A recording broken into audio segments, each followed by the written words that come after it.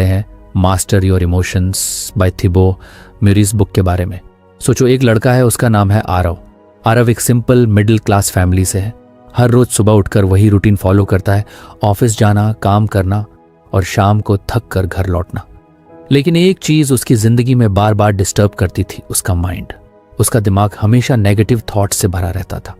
अगर ऑफिस में बॉस ने थोड़ा भी लाउड टोन में बात कर ली तो आरव पूरा दिन यही सोचता रहता, बॉस मुझसे नाराज है, शायद मैं अच्छा काम नहीं कर पा रहा, कहीं मुझे नौकरी से निकाल ना दे।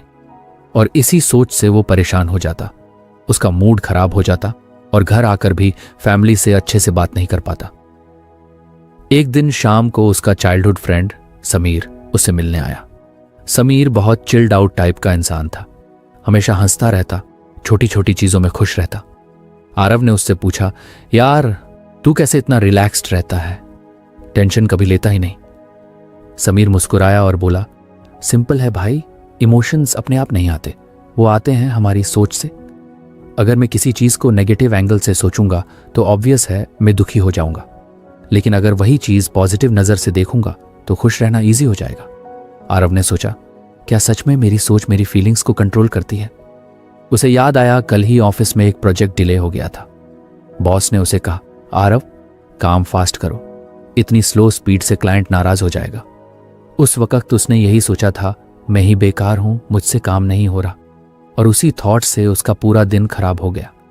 लेकिन अगर उसी मोमेंट वो सोचता, ठीक है बॉस का काम अर्जेंट है, मुझे बस थोड़ा स्पीड बढ़ाना है, इसका मतलब ये नहीं कि मैं खराब एम्प्लॉई हूं, तो शायद उसका मूड इतना खराब ना होता। धीरे धीरे उसने समझा कि इमोशंस सिर्फ ऑटोमेटिक फीलिंग्स नहीं है, बल्कि वो हमारी सोच का रिजल्ट है। उसने प्रैक्टिस शुरू की। हर बार जब उसके माइंड में कोई नेगेटिव थॉट आता, वो खुद से एक सवाल पूछता, ये 100% सच है? एक दिन वो बस में बैठा था, एक आदमी ने उसे धक्का दे दिया और बिना माफी मांगे आगे बढ़ गया। तुरंत उसके माइंड में थॉट आया, लोग कितने बदतमीज हैं, कोई रिस्पेक्ट नहीं करता। उसका मूड इरिटेट हो गया। लेकिन तभी उसे याद आया, इज दिस 100% ट्रू? क्या हर इंसान बदतमीज है? या हो सकता है उस आदमी को अर्जेंट में उतरना हो और उसने नोटिस ही नहीं किया। ये सोचते ही उसका इरिटेशन कम हो गया। उसने महसूस किया कि उसकी इमोशन बदल गई, सिर्फ इसलिए क्योंकि उसने अपनी सोच बदली। कुछ हफ्तों बाद उसकी लाइफ में नोटिसेबल चेंजेस आने लगे। पहले जहां वो छोटी सी बात पर दुखी हो जाता था, अब वो काल्मली सोचता। एग्जाम्पल के तौर पर एक दिन उसकी रिपोर्ट में छोटी मिस्टेक हो गई। पहले वो सोचता, अब तो सब मुझे यूजलेस समझेंगे, लेकिन अब उसने सोचा, मिस्टेक होना नॉर्मल है, मैं इसे सुधार सकता हूं, इससे मैं सीख जाऊंगा, और उसकी एंग्जाइटी गायब हो गई। धीरे धीरे फैमिली ने भी फील किया कि आरव चेंज हो रहा है। पहले जहां वो घर आकर चुपचाप गुस्से में बैठ जाता था, अब वो हंसते हुए डिनर टेबल पर बातें करता। उसकी वाइफ ने पूछा, आजकल तुम इतने हैप्पी कैसे रहते हो? आरव ने मुस्कुराते हुए कहा, सीक्रेट है मेरे थॉट्स का। पहले मैं सोचता था कि इमोशंस अपने आप आते हैं, लेकिन अब समझ आया कि इमोशंस को मैं खुद क्रिएट करता हूं, अपनी सोच से। एक दिन आरव और समीर पार्क में बैठे थे। समीर ने कहा, भाई एक चीज याद रखना, हर नेगेटिव थॉट जो दिमाग में आता है वो सच नहीं होता, वो बस एक कहानी है जो हमारा माइंड बनाता है, और अगर हम उस कहानी को पकड़कर बैठ जाएंगे तो वही कहानी हमारी पूरी इमोशन बन जाएगी। आरव ने गहरी सांस ली और सोचा, सच में माइंड कितना पावरफुल है। अगर मैं सोचूं कि मैं वीक हूं तो मैं वीक महसूस करूंगा, अगर मैं सोचूं कि मैं कैपेबल हूं तो मैं स्ट्रांग महसूस करूंगा। तो क्यों ना मैं ऐसी कहानी चुनूं जो मुझे एम्पावर करे। उस दिन से उसने एक नया हैबिट बना लिया। जैसे ही कोई नेगेटिव थॉट आता, वो उसे पकड़कर उसका ट्रूथ चेक करता। सपोज उसका माइंड कहे, तू ये प्रोजेक्ट हैंडल नहीं कर पाएगा, तो वो खुद से पूछता, क्या ये 100% सच है? क्या कभी ऐसा हुआ है कि मैंने प्रोजेक्ट सक्सेसफुली पूरा नहीं किया?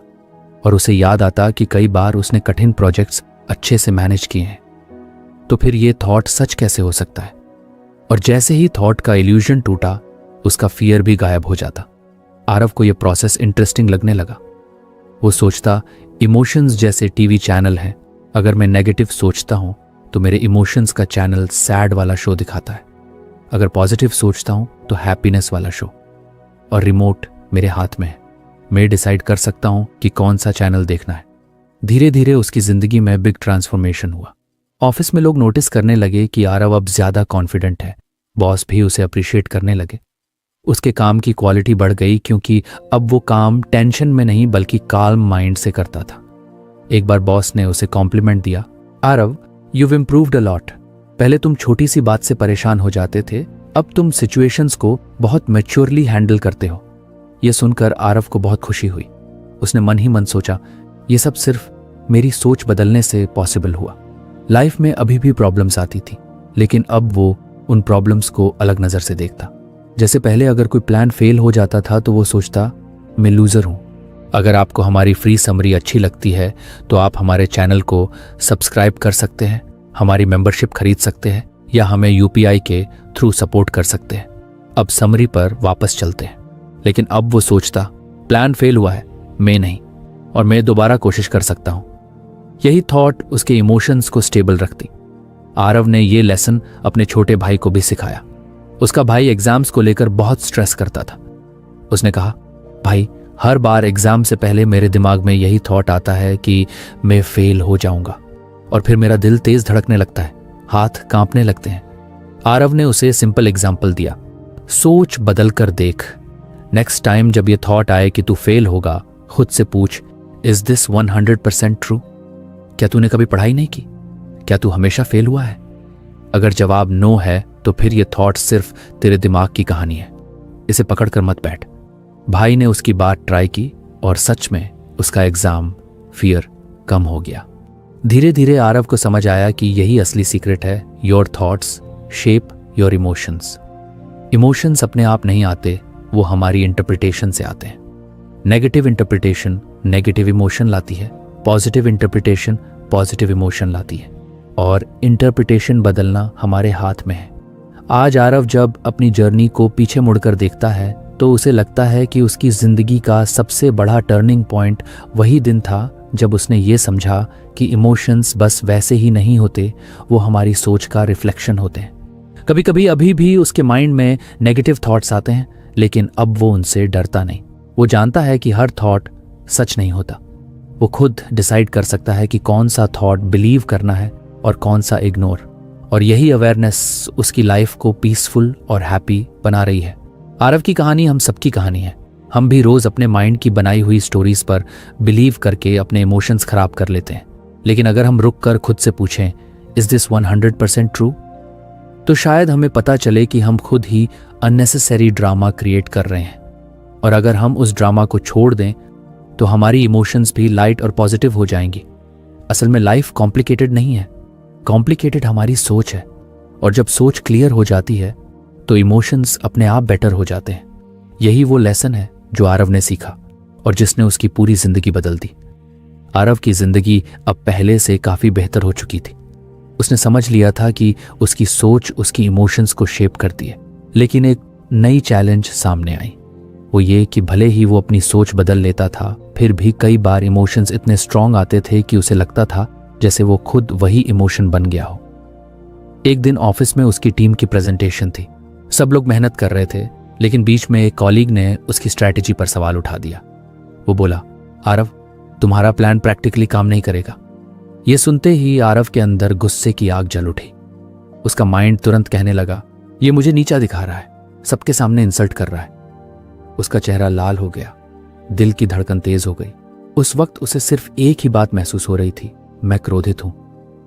शाम को घर पहुंचकर भी वही एंगर उसके साथ चिपका रहा। वो चुपचाप सोफा पर बैठ गया। उसकी वाइफ ने पूछा, क्या हुआ? लेकिन उसने कोई जवाब नहीं दिया। अंदर से वो खुद को ही गुस्से के साथ एक समझ रहा था, जैसे गुस्सा उसकी आइडेंटिटी बन गया हो। इसी बीच समीर उससे मिलने आ गया। उसने आरव को चुप देखा और पूछा, क्या हुआ भाई, मूड ऑफ क्यों है? आरव ने सब डिटेल बता दिया। समीर ने हंसते हुए कहा, तो तूने गुस्से को खुद ही पकड़ लिया और उसे अपने साथ चिपका लिया? आरव ने कहा, मतलब? समीर बोला, देख, फीलिंग्स क्लाउड्स की तरह होते हैं, आते हैं जाते हैं। तूने उन्हें पकड़ा और सोच लिया कि यही तू है।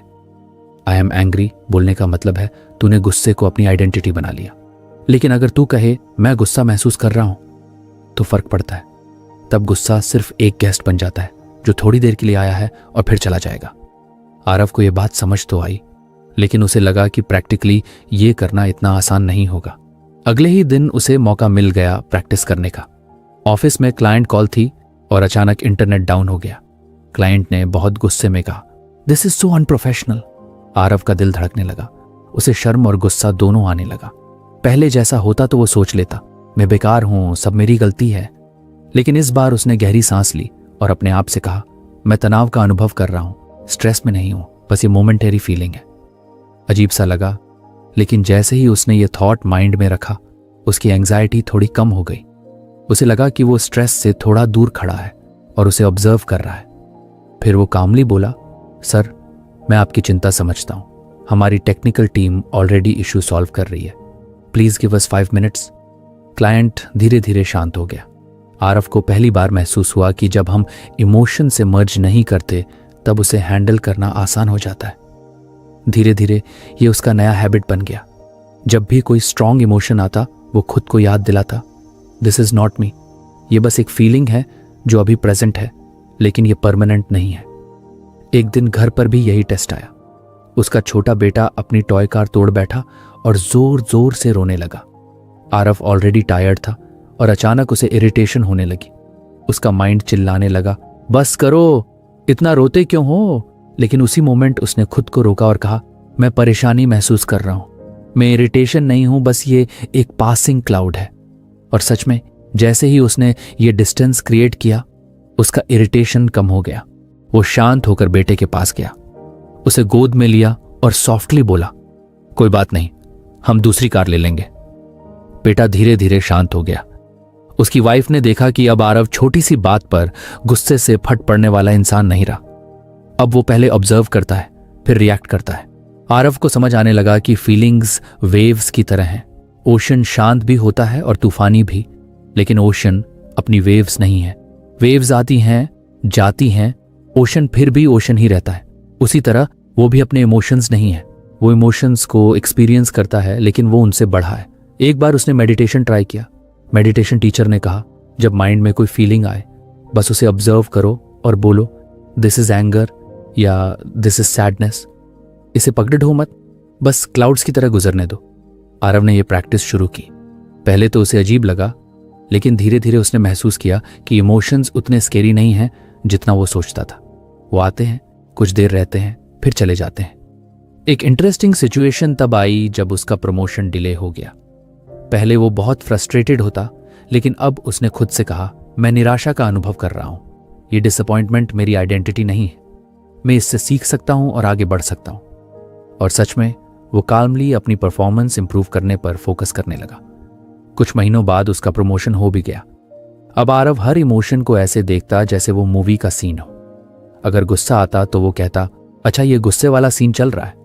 अगर सैडनेस आती तो वो कहता, ये सैडनेस वाला सीन है, और सीन कुछ देर बाद बदल जाता। उसने रियलाइज किया कि रियल प्रॉब्लम इमोशंस नहीं है, प्रॉब्लम यह है कि हम उन्हें पकड़कर अपनी परमानेंट आइडेंटिटी बना लेते हैं। एक दिन समीर ने उससे पूछा, अब क्या फील करता है तू? आरव ने मुस्कुराकर कहा, पहले मैं इमोशंस में ड्राउन हो जाता था, अब उन्हें वेव्स की तरह सर्व करता हूं। फर्क सिर्फ इतना है कि अब मैं जानता हूं, I am not my emotions, I just experience दम। इस छोटे से पर्सपेक्टिव शिफ्ट ने उसकी जिंदगी को बहुत हल्का बना दिया। वो पहले जितना रिएक्टिव था, अब उतना ही माइंडफुल हो गया। लोगों के वर्ड्स या सिचुएशंस उसे उतना डिस्टर्ब नहीं करते, क्योंकि वो जानता है फीलिंग्स क्लाउड्स की तरह हैं, आते हैं और चले जाते हैं, लेकिन स्काई वही रहती है और वो खुद उसी स्काई की तरह है, वास्ट, ओपन, अनशेकन। आरव की इस जर्नी से ये क्लियर हो गया कि जब हम अपने इमोशंस से डिटैच होना सीखते हैं, तब हम उनकी पकड़ से आजाद हो जाते हैं और असली फ्रीडम यहीं से शुरू होती है। आरव अब पहले से ज्यादा मैच्योर हो गया था। उसने ये समझ लिया था कि उसकी सोच उसकी इमोशंस को शेप करती है और वो इमोशंस उसका परमानेंट हिस्सा नहीं है, बस क्लाउड्स की तरह आते जाते रहते हैं। लेकिन फिर भी उसने नोटिस किया कि कभी कभी बिना किसी बड़ी वजह के उसका मूड अचानक खराब हो जाता है। सुबह उठते ही चिड़चिड़ापन, काम में जल्दी इरिटेट होना या फिर बिना बात के लो एनर्जी महसूस करना, ये सब उसे परेशान करने लगे। एक दिन उसने समीर से कहा, यार मैंने थॉट्स और इमोशंस पर काफी काम किया है, डिटैच होना भी सीख लिया है, लेकिन फिर भी रोज रोज माइंड स्टेबल नहीं रहता। कभी अच्छा मूड, कभी बुरा मूड, ये वेव क्यों आती है?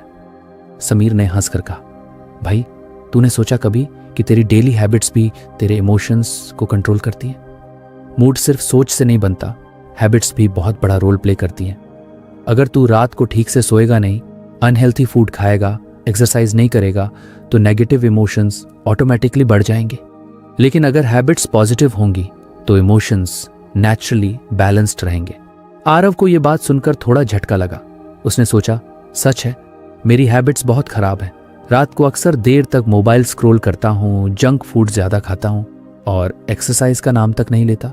शायद यही रीज़न है कि मैं अक्सर बिना वजह इरिटेट हो जाता हूँ। उसने डिसीजन लिया कि अब वो अपनी इमोशनल डिफ़ॉल्ट्स को हैबिट्स से रीप्रोग्राम करेगा। सबसे पहले उसने अपनी स्लीप को सुधारने की कोशिश की। पहले वो रात को 1 से 2 बजे तक जागता था। अब उसने रूल बनाया कि 11 बजे तक लाइट ऑफ कर देगा। शुरू में मुश्किल हुई क्योंकि माइंड बार बार फ़ोन उठाने को कहता, लेकिन उसने खुद को डिसिप्लिन किया। उसने फ़ोन बेड से दूर रख दिया और सोने से पहले किताब पढ़नी शुरू की। धीरे धीरे उसका बॉडी क्लॉक इंप्रूव हुआ। सुबह उठते ही उसे फ्रेश एनर्जी महसूस होने लगी। अब वो दिन भर इतना इरिटेट नहीं होता था। फिर उसने अपनी डाइट पर ध्यान दिया। पहले ऑफिस में चिप्स, कोल्ड ड्रिंक और फास्ट फूड उसका रेगुलर लंच था, लेकिन अब उसने सोचा, अगर मैं बॉडी को जंक दूंगा तो माइंड भी जंक ही प्रोड्यूस करेगा। उसने फ्रूट्स, सैलड और पानी ज्यादा लेना शुरू किया। शुरू में टेस्ट बोरिंग लगा, लेकिन कुछ हफ्तों बाद उसका डाइजेशन इंप्रूव हुआ और मूड भी ऑटोमेटिकली लाइट और स्टेबल हो गया। इसके बाद उसने एक्सरसाइज शुरू की। सुबह पार्क में 20 मिनट वॉक का रूटीन बनाया। पहले दिन आलस आया, दूसरे दिन एक्सक्यूजेस, लेकिन तीसरे दिन उसने खुद को फोर्स किया और वॉक की। वॉक करते समय उसने देखा कि हवा कितनी फ्रेश है, बर्ड्स कैसे चहचहा रहे हैं और लोग कितनी एनर्जी से जॉगिंग कर रहे हैं। उस मोमेंट उसे लगा कि ये छोटी सी हैबिट उसके इमोशंस को कितना बदल सकती है। धीरे धीरे वॉक उसके दिन का सबसे फेवरेट पार्ट बन गया। जब भी वो वॉक से लौटता, उसके अंदर नेचुरल हैप्पीनेस और काल्मनेस आ जाती। आरव ने एक और हैबिट शुरू की, जर्नलिंग। रात को सोने से पहले वो नोटबुक खोलता और लिखता, आज मैंने क्या क्या महसूस किया, कौन सी चीज़ ने मुझे खुश किया और कौन सी चीज़ ने इरिटेट।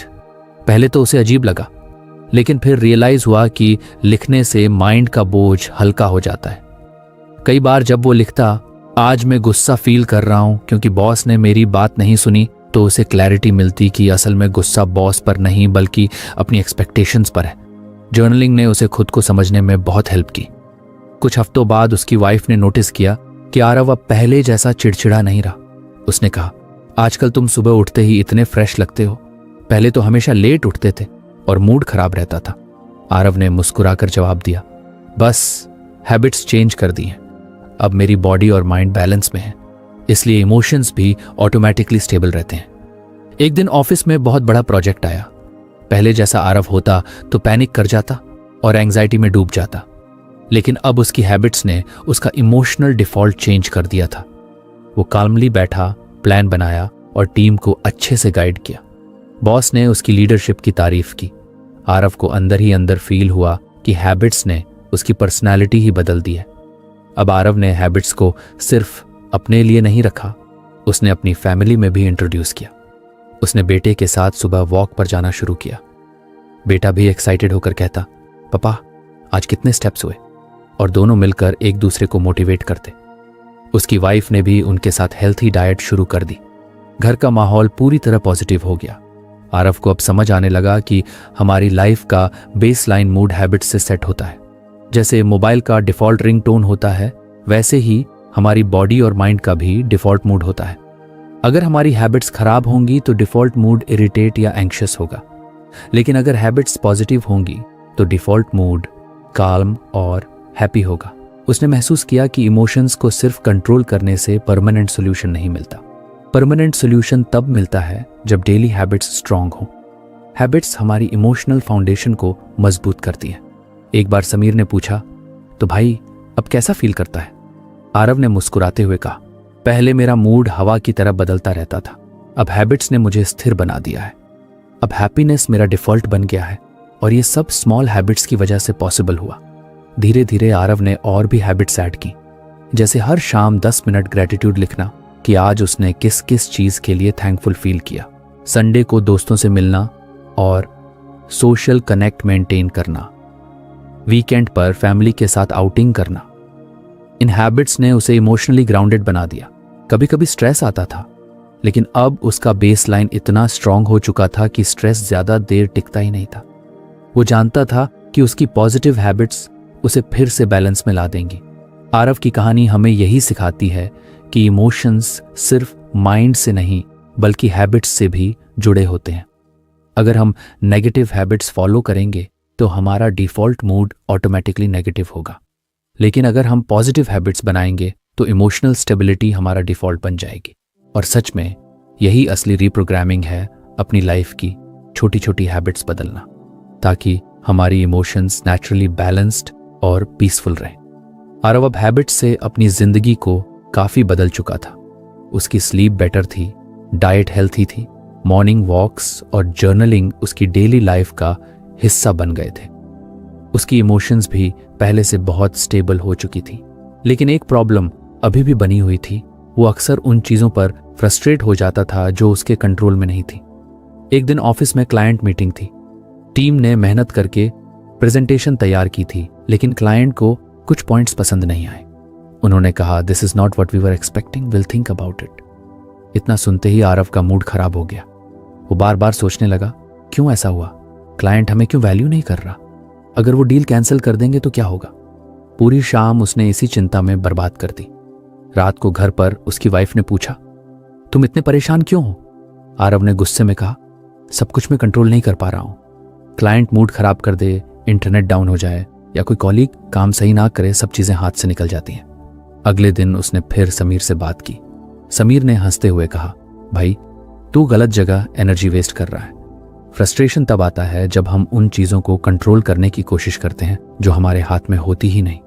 असली पावर तब आती है जब हम सिर्फ वही कंट्रोल करें जो हमारे हाथ में है, जैसे हमारी रिएक्शन, हमारे चॉइसेस, हमारा एटीट्यूड।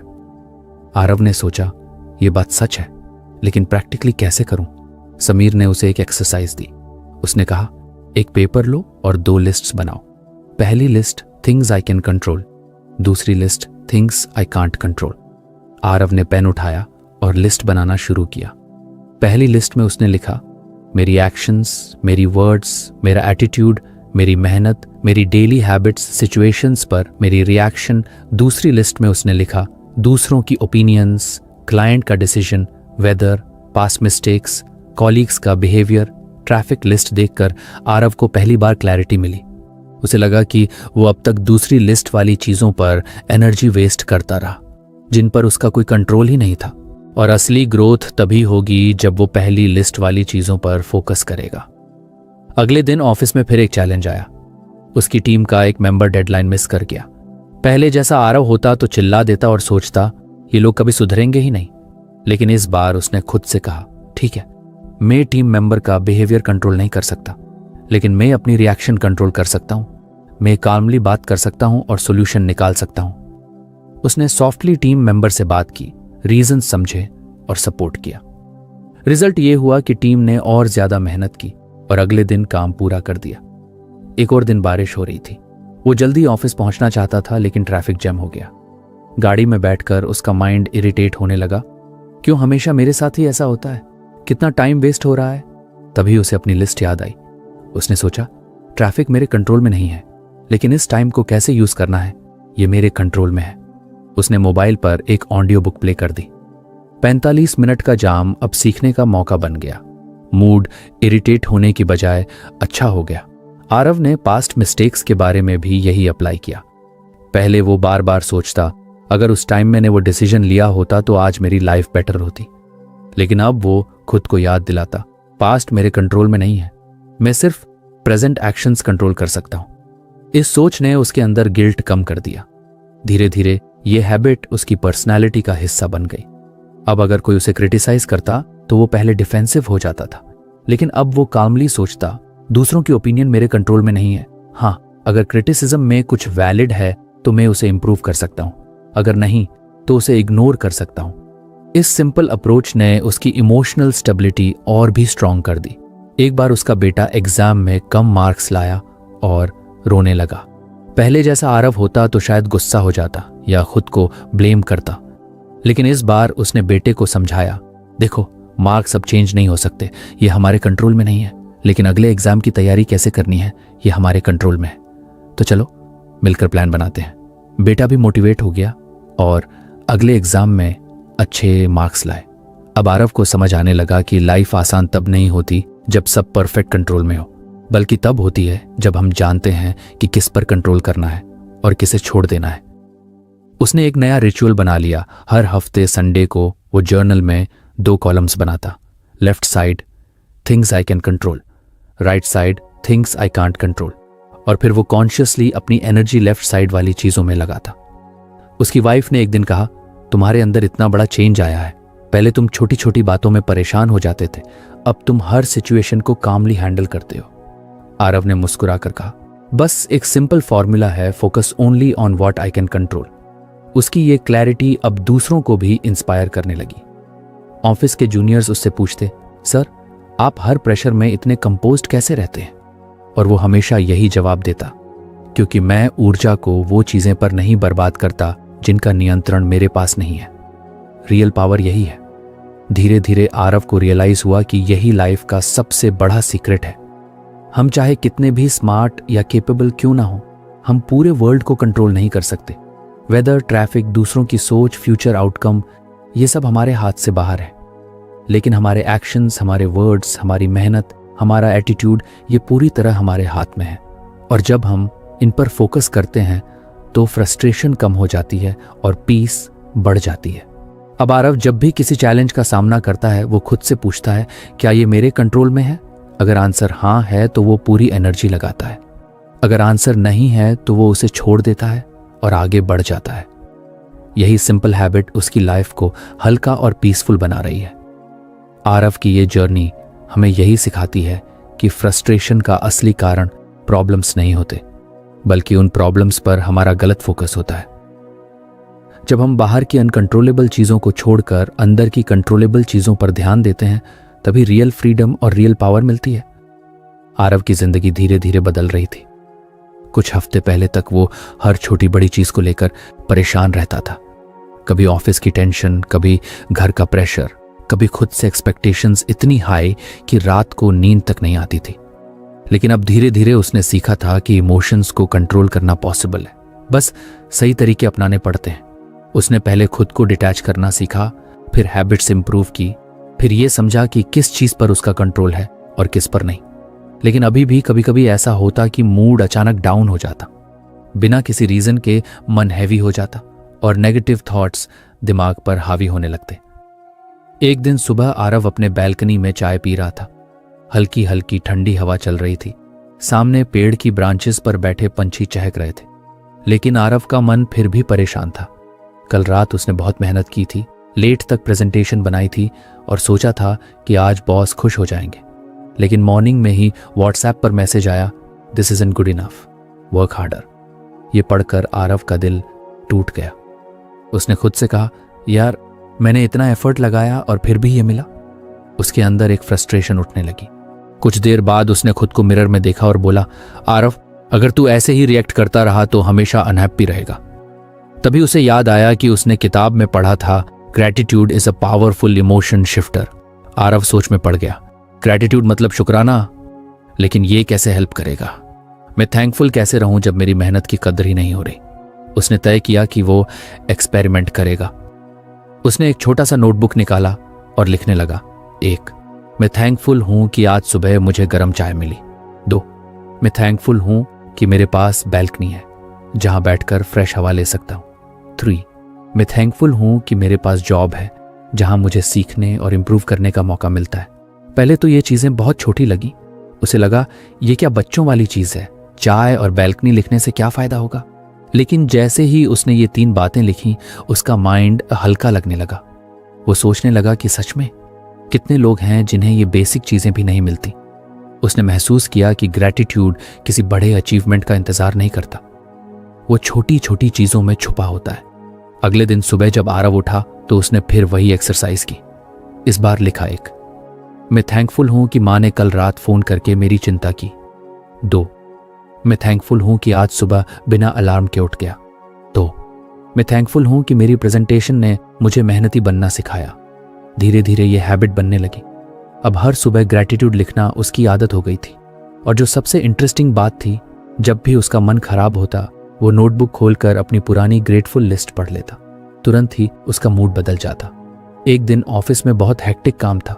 डेडलाइंस इतनी टाइट थी कि पूरी टीम परेशान थी। सबके फेसेस पर स्ट्रेस साफ दिख रहा था। आरव ने टीम को कॉफी ब्रेक पर इनवाइट किया और कैजुअली बोला, चलो यार थोड़ा ग्रैटिट्यूड प्रैक्टिस करते हैं। सब हंस पड़े। भाई, ये मोटिवेशनल स्पीकर कब से बन गया? आरव भी हंसकर बोला, अरे सीरियसली एक बार ट्राई करके देखो, मैं रोज करता हूं और सच में काम करता है। थोड़ा मजाक के बाद सबने अग्री कर लिया। हर किसी ने अपनी बारी पर एक एक चीज बताई जिसके लिए वो थैंकफुल था। किसी ने कहा, मैं थैंकफुल हूं कि आज सुबह बस टाइम पर मिल गई। किसी ने कहा, मैं थैंकफुल हूं कि मेरे लैपटॉप ने आज हैंग नहीं किया। और किसी ने कहा, मैं थैंकफुल हूं कि लंच में पराठा मिला। पूरा माहौल अचानक हल्का हो गया। सबके चेहरों पर मुस्कान लौट आई। टीम का स्ट्रेस कम हुआ और काम भी जल्दी निपट गया। उस दिन आरव ने प्रैक्टिकली एक्सपीरियंस किया कि ग्रैटिट्यूड सिर्फ पर्सनल लाइफ नहीं, प्रोफेशनल लाइफ में भी काम आता है। शाम को घर लौटते वक्त मेट्रो में बैठे बैठे उसने सोचा, ग्रैटिट्यूड असल में एक रीसेट बटन है। जब भी माइंड ओवरथिंक करता है या नेगेटिविटी में फंसता है, ग्रैटिट्यूड उसको वापस बैलेंस कर देता है। धीरे धीरे उसकी सोच बदलने लगी। पहले वो हर चीज की कमी देखता था, ये नहीं है, वो नहीं मिला, ये क्यों हुआ। लेकिन अब वो छोटी छोटी चीजों में भी खुशी ढूंढ लेता था। कभी सुबह किसी बच्चे की हंसी सुनकर थैंकफुल हो जाता, कभी बारिश की पहली बूंद देखकर, कभी एक दोस्त का छोटा सा मैसेज देखकर। उसने सीखा कि ग्रैटिट्यूड का मतलब परफेक्ट लाइफ होना नहीं है। ग्रैटिट्यूड का मतलब है इम्परफेक्ट लाइफ को भी एक नए नजरिए से देखना। आरव ने यह भी नोटिस किया कि ग्रैटिट्यूड ने उसकी हेल्थ पर भी असर डालना शुरू कर दिया था। पहले उसको बहुत एंग्जाइटी होती थी, नींद ठीक से नहीं आती थी। लेकिन अब जब वो ग्रैटिट्यूड लिखकर सोता तो माइंड शांत हो जाता और नींद गहरी आती। एक बार वीकेंड पर वो अपने पुराने कॉलेज दोस्त रवि से मिलने गया। रवि हमेशा नेगेटिव रहता था, यार लाइफ खराब है, जॉब खराब है, कुछ अच्छा नहीं हो रहा। आरव ने उसकी बात सुनी और बोला, रवि तू ग्रैटिट्यूड ट्राई कर, रोज 3 चीजें लिख जिनके लिए तू थैंकफुल है। रवि हंस पड़ा, ये बच्चों का खेल है, इससे कुछ नहीं होगा। आरव ने कामली कहा, मैं भी यही सोचता था, लेकिन जब ट्राई किया तो सच में फर्क पड़ा। तू 1 हफ्ते करके देख, फिर डिसाइड करना। रवि ने रिलक्टेंटली मान लिया और हफ्ते बाद जब उसने आरव को कॉल किया, उसकी वॉइस अलग ही लग रही थी, हल्की और पॉजिटिव। उसने कहा, यार तू सही कह रहा था, मैं रोज लिखता हूं और मुझे अच्छा लगने लगा है। छोटी छोटी चीजों में भी अब खुशी दिखती है। उस दिन आरव को महसूस हुआ कि ग्रैटिट्यूड सिर्फ सेल्फ हीलिंग नहीं है, ये एक कंटेजियस हैबिट है। जब आप ग्रेटफुल होते हो तो आसपास के लोग भी इंस्पायर हो जाते हैं। धीरे धीरे आरव की जिंदगी में एक नया चार्म आ गया। अब उसे पता था कि हर प्रॉब्लम परमानेंट नहीं होती, हर डिसअपॉइंटमेंट का कोई ना कोई हिडन ब्लेसिंग होता है और ग्रैटिट्यूड उसे वो ब्लेसिंग दिखा देता था।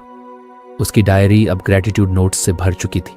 कभी वो उसे पढ़ता और सोचता, अरे मैंने इस दिन भी ग्रैटिट्यूड लिखा था जब सब कुछ खराब लग रहा था, और उस दिन की याद आते ही मुस्कान आ जाती।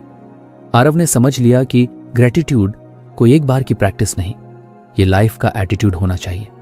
अगर हम रोज थैंकफुल रहना सीख जाएं तो नेगेटिविटी की जगह पॉजिटिविटी अपने आप दिल और दिमाग में भर जाएगी। अब उसकी लाइफ की फिलॉसफी सिंपल थी, हर दिन 3 चीजें ढूंढो जिनके लिए थैंकफुल रह सको, चाहे वो चाय हो, दोस्त की हंसी हो या अपनी मेहनत। और यही छोटी छोटी चीजें उसकी जिंदगी को बड़ा और मीनिंगफुल बना रही थी। आरव ने खुद से कहा, प्रॉब्लम्स तो आती रहेंगी, लेकिन अगर मैंने ग्रैटिट्यूड को अपना साथी बना लिया तो मैं कभी टूटूंगा नहीं।